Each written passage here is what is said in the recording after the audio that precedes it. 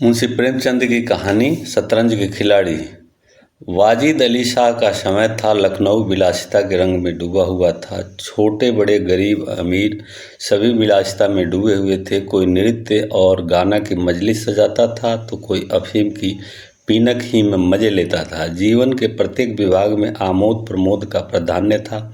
शासन विभाग में, साहित्य क्षेत्र में, सामाजिक अवस्था में, कला कौशल में, उद्योग धंधों में, आहार व्यवहार में सर्वत्र विलासिता व्याप्त हो रही थी। राज कर्मचारी विषय वासना में, कविगण प्रेम और विरह के वर्णन में, कारीगर कला वस्तु और चिकन बनाने में, व्यवसायी सुरमे, इत्र, मिस्सी और उपटन का रोजगार करने में लिप्त थे।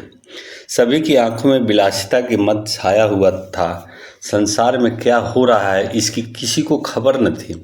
बटेर लड़ रहे हैं तीतरों की लड़ाई के लिए, पाली बदी जा रही है, कई चौसर बिछी हुई है, पौ 12 का शोर मचा हुआ है, कहीं शतरंज का घोर संग्राम छिड़ा हुआ है। राजा से लेकर रंग तक इसी धुन में मस्त थे। यहाँ तक कि फकीरों को पैसे मिलते तो वे रोटियां न लेकर अफीम खाते या मादक पीते। शतरंज ताश गंजीफा खेलने से बुद्धि तीव्र होती है, विचार शक्ति का विकास होता है, पेचीदा मसलों को सुलझाने की आदत पड़ती है। ये दलीलें जोरों के साथ पेश की जाती थी। इस संप्रदाय के लोगों से दुनिया अब भी खाली नहीं है। इसलिए अगर मिर्जा सज्जाद अली और मीर रोशन अली अपना अधिकांश समय बुद्धि तीव्र करने में व्यतीत करते थे तो किसी विचारशील पुरुष को क्या आपत्ति हो सकती थी। दोनों के पास मौरूसी जागीरें थी। जीविका की कोई चिंता न थी कि घर में बैठे चौखटियाँ करते थे। आखिर और करते ही क्या। प्रातःकाल दोनों मित्र नाश्ता करके बिछाद बिछा कर बैठ जाते, मुहरे सज जाते और लड़ाई के दाव पेच होने लगते। फिर खबर न होती कि कब दोपहर हुई, कब तीसरा पहर, कब शाम। घर के भीतर से बार बार बुलावा आता कि खाना तैयार है। यहाँ से जवाब मिलता, चलो आते हैं। दस्तखान बिछाओ। यहाँ तक कि बावर्ची विवश होकर के कमरे में ही खाना रख जाता था और दोनों मित्र दोनों काम साथ साथ करते थे। मिर्जा सज्जाद अली के घर में कोई बड़ा बूढ़ा न था, इसलिए उन्हीं के दीवान खाने में बाजियां होती थी। मगर यह बात न थी कि मिर्जा के घर में और लोग उनसे इस व्यवहार से खुश हो। घर वालों का तो कहना ही क्या, मोहल्ले वाले, घर के नौकर चाकर तक नित्य द्वेषपूर्ण टिप्पणी किया करते थे। बड़ा मनहूस खेल है, घर को तबाह कर देता है। खुदा न करे किसी को इसकी चाट पड़े। आदमी दिन दुनिया किसी के काम का नहीं रहता, न घर का न घाट का।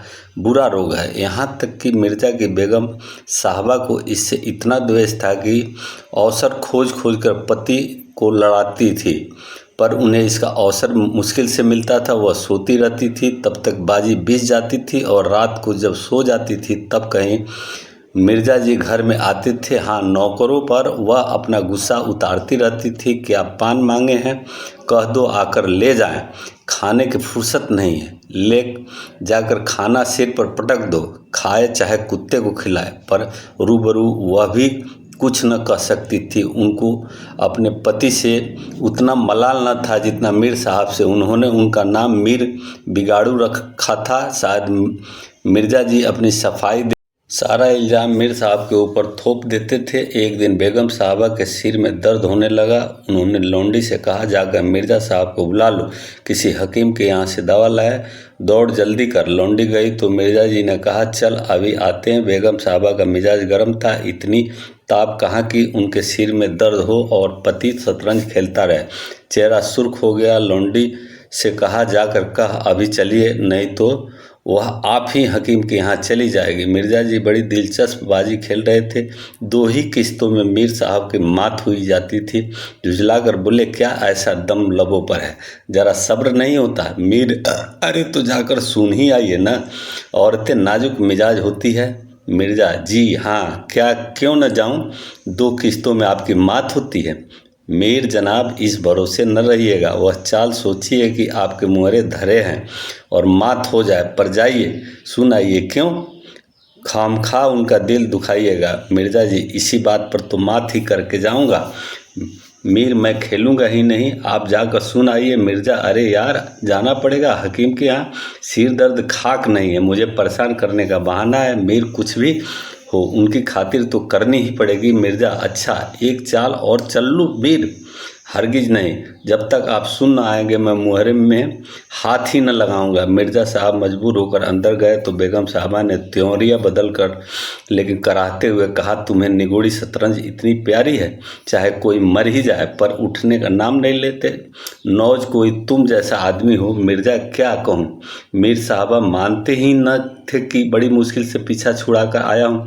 बेगम क्या, जैसे वह खुद निखट्टू है वैसे ही सबको समझते हैं, उनके भी तो बाल बच्चे हैं या सबका सफाया कर डाला। मिर्ज़ा बड़ा लत्ती आदमी है, जब आ जाता है तब मजबूर होकर मुझे भी खेलना पड़ता है। बेगम दुत्कार क्यों नहीं देते। मिर्ज़ा बराबर के आदमी हैं, उम्र में दर्जे में मुझसे 2 अंगुल ऊँचे, मुलाजिम करना ही पड़ता है। बेगम तो मैं ही दुत्कार देती हूँ, नाराज हो जाएंगे हो जाए, कौन किसी की रोटियां चला देता है। रानी उठेगी अपना सुहाग लेगी। हरिया जा बाहर से शतरंज उठा ला। मीर साहब ने कहना मियाँ अब न खेलेंगे, आप तशरीफ़ ले जाइए, आप तशरीफ़ ले जाइए। हाँ हाँ, कहीं ऐसा गजब भी न करना, जलील करना चाहती है तो क्या। ठहर हरिया, कहाँ जाती है। बेगम जाने क्यों नहीं देते, मेरा ही खून पिए जो उसे रोके। अच्छा उसे रोका, मुझे रोको तो जानूं। यह कहकर बेगम साहबा झल्लाई हुई दीवान खाने की तरफ चली। मिर्ज़ा बेचारे का रंग उड़ गया। बीबी की मिन्नतें करने लगे, खुदा के लिए तुम्हें हजरत हुसैन की कसम है, मेरी ही मैयत देखे जो उधर जाए। मेरी बेगम ने एक न मानी, दीवान खाने के द्वार तक गई पर एकाएक पर पुरुष के सामने जाते हुए पांव बच से गए। भीतर झांका, संजोग से एक कमरा खाली था। मीर साहब ने 2-1 मुहरे इधर उधर कर दिए थे और अपनी सफाई जताने के लिए बाहर टहल रहे थे। फिर क्या था, बेगम ने अंदर पहुंचकर बाजी पलट दी। मुहरे कुछ तख्त के नीचे फेंक दिए, कुछ बाहर, और किवाड़ अंदर से बंद करके कुंडी लगा दी। मीर साहब दरवाजे पर तो थे ही, मुहरे बाहर फेंके जाते थे। चूड़िया की झनक भी कान में पड़ी। फिर दरवाज़ा बंद हुआ तो समझ गए बेगम साहबा बिगड़ गई। चुपके से घर की राह ली। मिर्ज़ा ने कहा, तुमने गजब किया बेगम, अब मीर साहब इधर आए तो खड़े खड़े निकलवा दूंगी। इतनी लौ खुदा से लगाते तो बली हो जाते। आप तो शतरंज खेले और मैं यहाँ चूल्हे चक्की की फिक्र में सिर खपाऊं। जाते हो हकीम साहब के यहाँ की अब भी तालुम है। मिर्ज़ा घर से निकले तो हकीम के घर जाने के बदले मीर साहब के घर पहुँचे और सारा वृत्तांत कहा। मीर साहब बोले, मैंने तो जब मुहरे बाहर आते देखे तभी ताड़ गया, फौरन भागा। बड़ी गुस्सेवर मालूम होती है, मगर आपने उन्हें तो सिर चढ़ा रखा है, यह मुनासिब नहीं। उन्हें इससे क्या मतलब कि आप बाहर क्या करते हैं, घर का इंतज़ाम करना उनका काम है, दूसरी बातों से उन्हें क्या सरोकार। मिर्ज़ा, खैर यह तो बताइए आप कहाँ जमा होगा। मीर, इसका क्या गम है, इतना बड़ा घर पड़ा हुआ है, बस यहीं जमे। मिर्ज़ा, लेकिन बेगम साहिबा को कैसे मनाऊंगा, घर पर बैठा रहता था तब तो वह इतनी बिगड़ती थी, यहाँ बैठक होगी तो शायद जिंदा न छोड़ेगी। मीर, अजी बकने भी दीजिए, 2-4 रोज़ में आप ही ठीक हो जाएगी। हाँ, आप इतना कीजिए कि आज से ज़रा तन जाइए। मीर साहब की बेगम किसी अज्ञात कारण से मीर साहब का घर से दूर रहना ही उपयुक्त समझती थी, इसलिए वह उनके शतरंज प्रेम की कभी आलोचना न करती थी, बल्कि कभी कभी मीर साहब को देर हो जाती तो याद दिला देती थी। इन कारणों से मीर साहब को भ्रम हो गया था कि मेरी स्त्री अत्यंत विनयशील और गंभीर है। लेकिन जब दीवान खाने में बिसात बिछने लगी और मीर साहब दिन भर घर में रहने लगे तो बेगम साहबा को बड़ा कष्ट होने लगा। उनकी स्वाधीनता में बाधा पड़ गई। दिन भर दरवाजे पर झांकने को तरस जाती, उधर नौकरों में भी कानाफूसी होने लगी।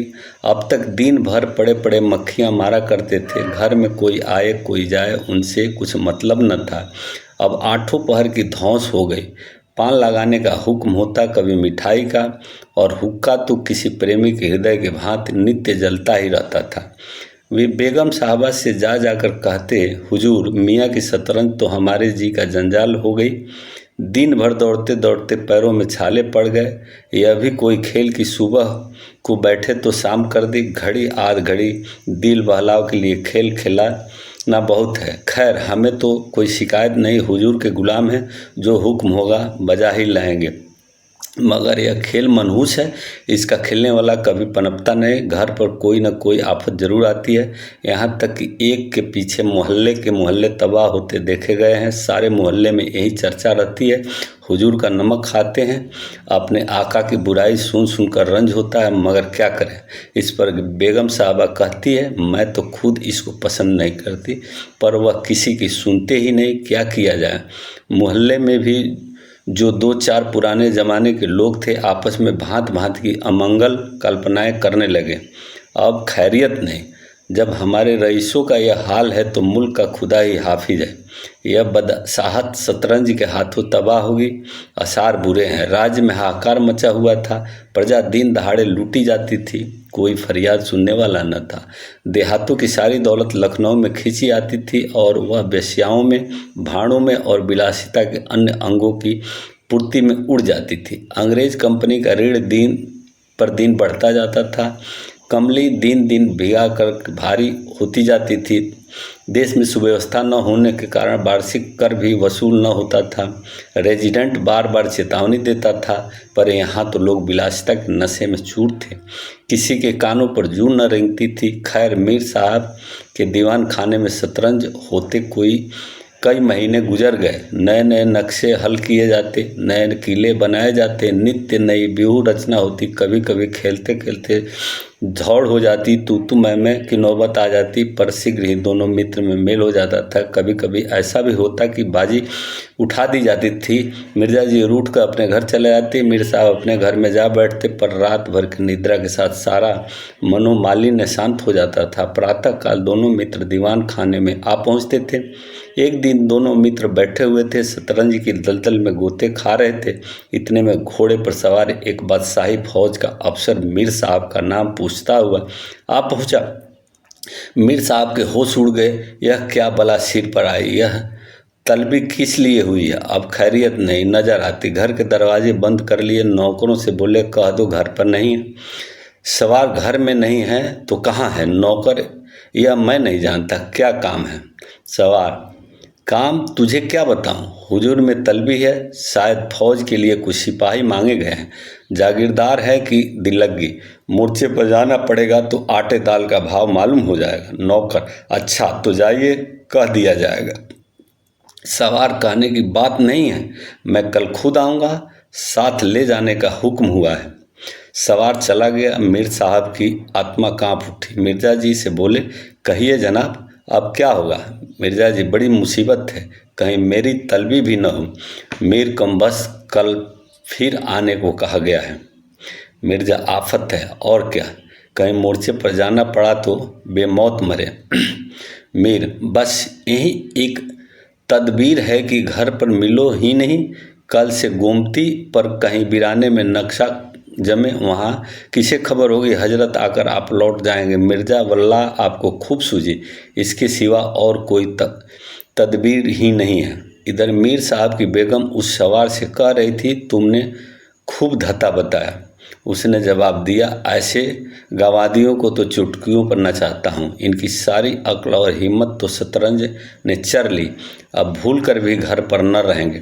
दूसरे दिन से दोनों मित्र मुंह अंधेरे घर से निकल खड़े होते। बगल में एक छोटी सी दरी दबाए डिब्बे में गिलोरिया भरे गोमती पार्क एक पुरानी वीरान मस्जिद में चले जाते, जिसे शायद नवाब असाउद्दीन ने बनवाया था। रास्ते में तंबाकू, चीलम और मदरिया ले लेते और मस्जिद में पहुंच दरी बिछा हुक्का भरकर शतरंज खेलने बैठ जाते। फिर उन्हें दीन दुनिया की फिक्र न रहती थी। किस्त सह आदि दो एक शब्द के सिवा उनके मुंह से और कोई वाक्य नहीं निकलता था। कोई जोगी भी समाधि में इतना एकाग्र न होता होगा। दोपहर को जब भूख मालूम होती तो दोनों मित्र किसी नान बाई की दुकान पर जाकर खाना खाते और एक चीलम हुक्का पीकर फिर संग्राम क्षेत्र में डट जाते। कभी कभी तो उन्हें भोजन का भी ख्याल न रहता। इधर देश की राजनीतिक दशा भयंकर होती जा रही थी। कंपनी की फौज लखनऊ की तरफ चली आ रही थी। शहर में हलचल मची हुई थी। लोग बवाल बच्चों को लेकर देहातों में भाग रहे थे, पर हमारे दोनों खिलाड़ी को इनकी जरा भी फिक्र न थी। वे घर से आते तो गलियों में होकर डर था कि कहीं किसी बादशाही मुलाजिम की निगाह न पड़ जाए। बेकार में पकड़ जाए। हजारों रुपये सालाना की जागीर मुफ्त ही हजम करना चाहते थे। एक दिन दोनों मित्र मस्जिद के खंडहर में बैठे हुए शतरंज खेल रहे थे। मिर्जा की बाजी कुछ कमज़ोर थी। मीर साहब उन्हें किस्त पर किस्त दे रहे थे। इतने में कंपनी के सैनिक आते हुए दिखाई दिए। वह गोरों की फौज थी जो लखनऊ पर अधिकार जमाने के लिए आ रही थी। मीर साहब बोले, अंग्रेजी फौज आ रही है, खुदा खैर करे मिर्ज़ा, आने दीजिए, किस्त बचाइए। यह किस्त मीर जरा देखना चाहिए, यही आड़ में खड़े हो जाइए। मिर्ज़ा, देख लीजिएगा, जल्दी क्या है, फिर किस्त। मीर, तोप खाना भी है, कोई 5,000 आदमी होंगे, कैसे कैसे जवान है, लाल बंदरों से मुंह सूरत देखकर खौफ मालूम होता है। मिर्ज़ा, जनाब हीले न कीजिए, ये चकमे किसी और को दीजिएगा, यह किस्त। मीर, आप भी अजीब आदमी हैं, यहाँ तो शहर पर आफत आई हुई है और आपको किस्त की सूझी है। कुछ इसकी भी खबर की कि शहर घिर गया है, तो घर कैसे चलेंगे। मिर्ज़ा, जब घर चलने की वक्त आएगा तो देखा जाएगा, यह किस्त बस आपकी सह में मात है। फौज निकल गई। 10 बजे का समय था, फिर बाजी बीच गई। मिर्ज़ा, आज खाने की कैसे ठहरेगी। मीर, अजी आज तो रोज़ा है, क्या आपको ज़्यादा भूख मालूम होती है। मिर्ज़ा, जी नहीं, शहर में न जाने क्या हो रहा है। मीर, शहर में कुछ न हो रहा होगा, लोग खाना खाकर आराम से सो रहे होंगे। हुजूर, नवाब साहब भी ऐशगाह में होंगे। दोनों सज्जन फिर जो खेलने बैठे तो 3 बज गए। अब की मिर्ज़ा जी की बाजी कमज़ोर थी। 4 का गरज बज ही रहा था कि फौज की वापसी की आहट मिली। नवाब वाजिद अली पकड़ लिए गए थे और सेना उन्हें किसी अज्ञात स्थान को लिए जा रही थी। शहर में न कोई हलचल थी, न मारकाट, एक बूंद भी खून नहीं गिरा था। आज तक किसी स्वाधीन देश के राजा की पराजय इतनी शांति से इस तरह खून बहे बिना न हुई होगी। यह वह अहिंसा न थी जिस पर देवगण प्रसन्न होते। यह वह कायरपन था जिस पर बड़े बड़े कायर भी आंसू बहाते होंगे। अवध के विशाल देश का नवाब बंदी चला जाता था। लखनऊ ऐश की नींद में मस्त था। यह राजनीतिक अधः पतन की चरम सीमा थी। मिर्ज़ा ने कहा, हुजूर, नवाब साहब को जालिमों ने कैद कर लिया है। मीर, होगा, यह लीजिए शाह मिर्ज़ा। जनाब जहाँ ठहरिए, इस वक्त इधर तबीयत नहीं लगती। बेचारे नवाब साहब इस वक्त खून के आंसू रो रहे होंगे। मीर, रोया ही चाहे, यह ऐश वहाँ नसीब होगा। यह किस्त मिर्ज़ा, किसी के दिन बराबर नहीं जाते। कितनी दर्दनाक हालत है। मीर, हाँ सो तो है ही, यह लो फिर किस्त। बस अब की किस्त में मात है, बच नहीं सकते। मिर्ज़ा, खुदा की कसम आप बड़े बेदर्द हैं, इतना बड़ा हादसा देखकर भी आपको दुख नहीं होता। हाय गरीब वाजिद अली शाह। मीर, पहले अपने बादशाह को तो बचाइए, फिर नवाब साहब का मातम कीजिएगा। यह किस्त और यह मात लाना हाथ बादशाह को लिए हुए सेना के सामने से निकल गए। उनके जाते ही मिर्ज़ा ने फिर बाजी बिछा दी। हार की चोट बुरी तरह होती है। मीर ने कहा, आइए जनाब, नवाब साहब के मातम में एक मरसिया कह डाले। लेकिन मिर्ज़ा की राजभक्ति अपनी हार के साथ लुप्त हो चुकी थी। वो हार का बदला चुकाने के लिए अधीर हो चुके थे।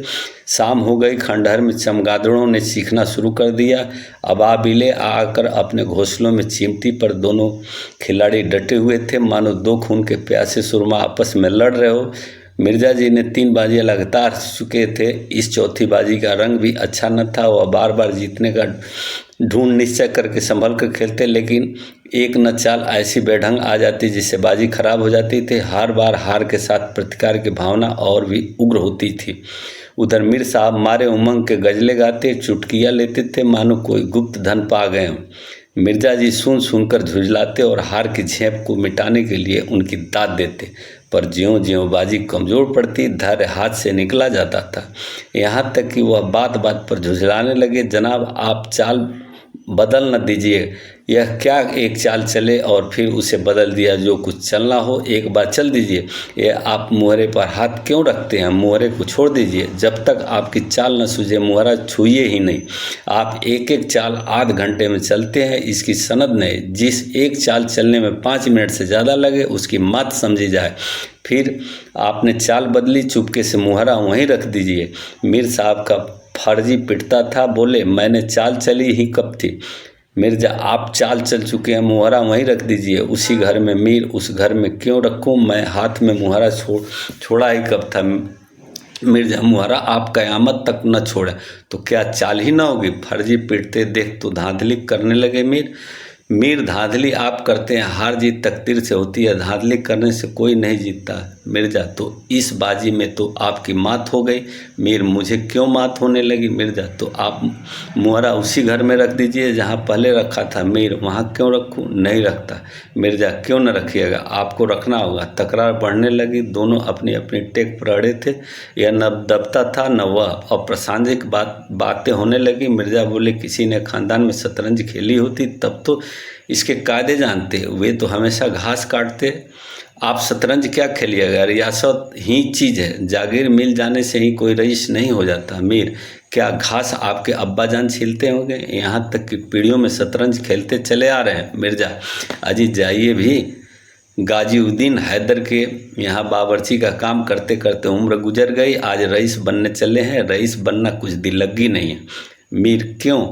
अपने बुजुर्गों को मुंह में कालिख लगाते हो, वे ही बावर्ची का काम करते होंगे। यहाँ तो हमेशा बादशाह के दस्तखत खान पर खाना खाते चले आए हैं। मिर्जा अरे चल चरकट्टे, बहुत बढ़ चढ़कर बातें न कर। मीर जबान संभालिए वरना बुरा होगा।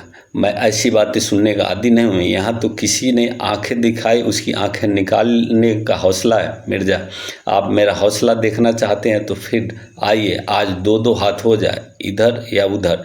मीर तो यहाँ तुमसे दबने वाला कौन? दोनों दोस्तों ने कमर में तलवारें निकाल ली।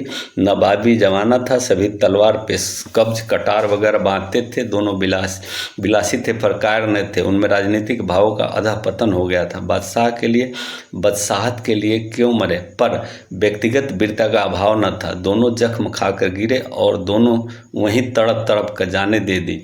अपने बादशाह के लिए जिनकी आंखों से एक बूंद आंसू न निकला, उन्हीं दोनों प्राणियों ने शतरंज के वजीर की रक्षा में प्राण दे दिए। अंधेरा हो चला था, बाजी बिछी हुई थी। दोनों बादशाह अपने अपने सिंहासनों पर बैठे हुए मानो इस दोनों वीरों की मृत्यु पर रो रहे हैं। चारों तरफ सन्नाटा छाया हुआ था। खंडहर की टूटी हुई मेहराबें गिरी हुई थी दीवारों और धूल धूसरित मीनारें और लाशों को देखती हुई सिर ढूंढती थी।